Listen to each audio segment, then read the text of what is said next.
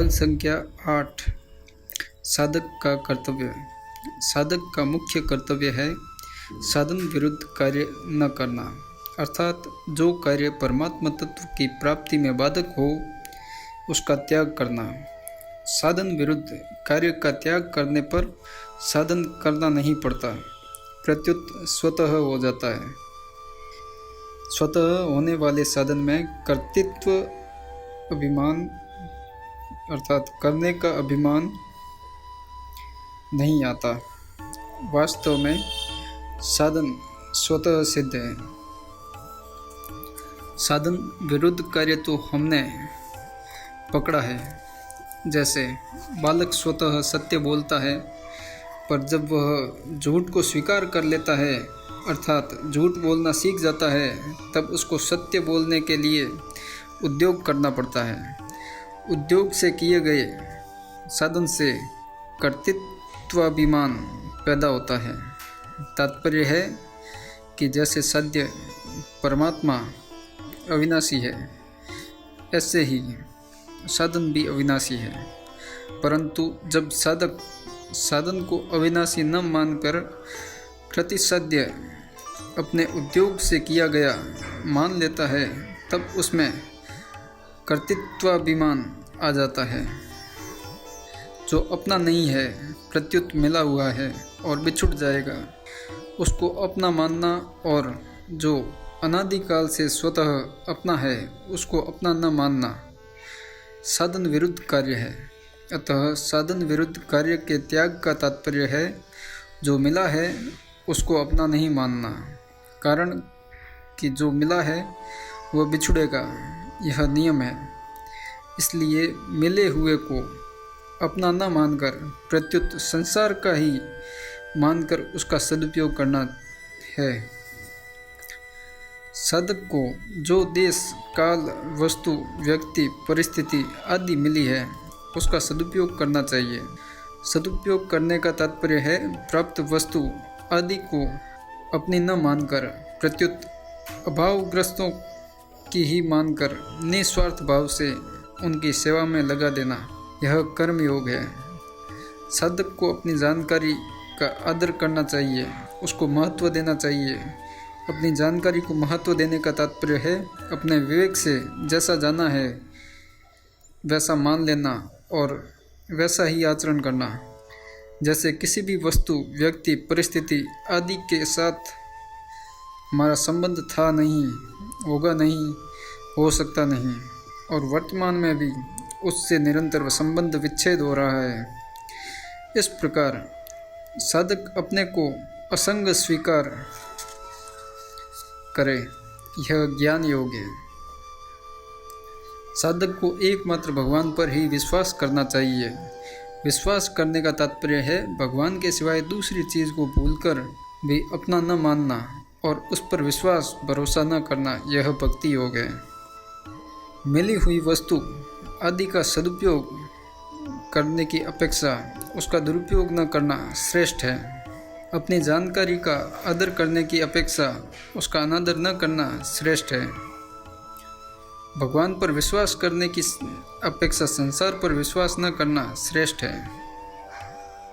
कारण यह है कि विधि की अपेक्षा निषेध श्रेष्ठ और बलवान होता है। विधि सीमित होती है और निषेध त्याग असीम होता है। विधि में कमी रह सकती है और अभिमान भी आ सकता है, पर निषेध में कोई कमी नहीं रहती और अभिमान भी नहीं आता। जैसे सत्य बोलने वाला कभी झूठ भी बोल सकता है और उसको मैं सत्य बोलने वाला हूँ ऐसा अभिमान भी आ सकता है, परंतु झूठ न बोलने वाला सावधान साधक जब भी बोलेगा सत्य ही बोलेगा अथवा चुप रहेगा और उसको सत्य बोलने का अभिमान भी नहीं आएगा। अगर साधक प्राप्त वस्तु परिस्थिति आदि का सदुपयोग न करे तो कर्मयोग सिद्ध हो जाएगा, अर्थात कुछ करना बाकी नहीं रहेगा। अगर वह अपनी जानकारी का अनादर न करे तो ज्ञान योग सिद्ध हो जाएगा अर्थात कुछ जानना बाकी नहीं रहेगा।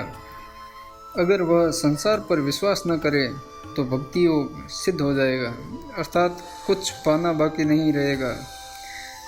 साधक से भूल यही होती है कि वह प्राप्त वस्तु परिस्थिति आदि का सदुपयोग न करके अप्राप्त वस्तु परिस्थिति आदि की इच्छा करता है। अपनी जानकारी को महत्व न देकर नाशवान को महत्व देता है और भगवान पर विश्वास न करके संसार पर विश्वास करता है। इस भूल के कारण उसका करना, जानना और पाना बाकी रहता है, अर्थात उसको पूर्णता की प्राप्ति नहीं होती। अगर साधक प्राप्त वस्तु का दुरुपयोग न करे तो उसमें अपनी जानकारी का आदर करने की योग्यता आ जाती है तथा अपनी जानकारी का आदर करने से भगवान पर विश्वास करने की योग्यता आ जाती है। कर्म योग, ज्ञान योग, भक्ति योग, इन तीनों में से किसी भी एक साधन की सिद्धि होने पर शेष दोनों साधनों की सिद्धि स्वतः हो जाती है। परंतु साधक में अपने साधन का आग्रह और अभिमान रहेगा तो ऐसा होने में कठिनता है। हाँ, यदि साधक अपना आग्रह और अभिमान न रखे तो सच्ची बात स्वतः प्रकट हो जाएगी। साधक को इस बात की सावधानी रखनी चाहिए कि उसके द्वारा कोई साधन विरुद्ध काम न हो। साधन विरुद्ध काम न करने से साधक की स्वतः उन्नति होती है और साधन विरुद्ध काम करने से साधक का स्वतः पतन होता है। तात्पर्य है कि मनुष्य में क्रिया का एक वेग रहता है। यदि उसके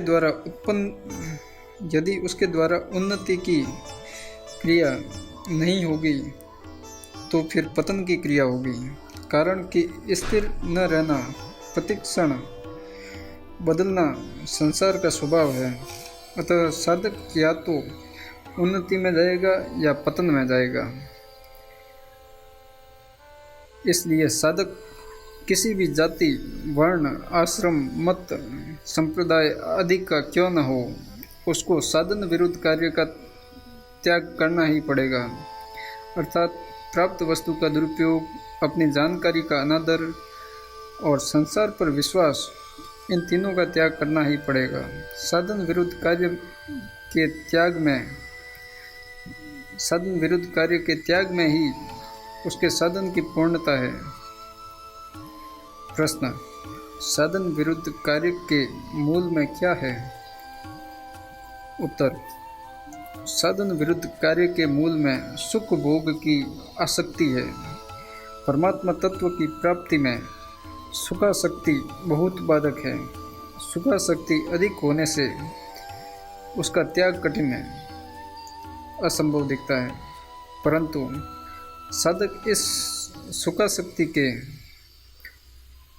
त्याग में स्वतंत्र है और विचार पूर्वक इसका त्याग कर सकता है।